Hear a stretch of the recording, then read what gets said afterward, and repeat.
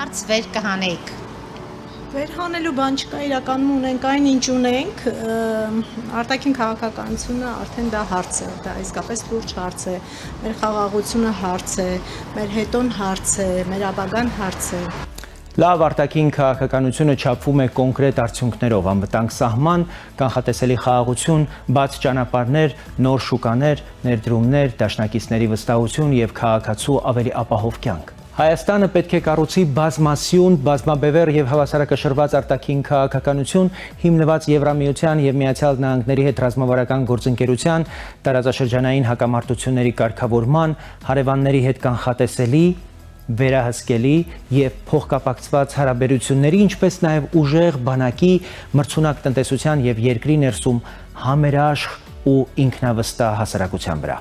Խաղաղությունը միայն փաստաթուղթ չէ,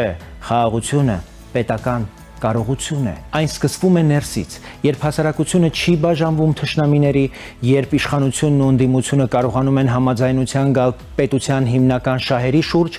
երբ սահմանը, բանակը, անվտանգությունը, անկախությունն ու ապագան դառնում են ոչ թե կուսակցական, այլ ազգային օրակարգ։ Աշխարհի փորձը ցույց է տալիս, որ խաղաղությունն ամրապնդվում է այն ժամանակ, երբ նախկին հակառակորդները ստեղծում են փոխկապակցվածություն, առևտուր, հաղորդակցություն, դիվանագիտություն, միջազգային երաշխիքներ եւ վստահության մեխանիզմներ։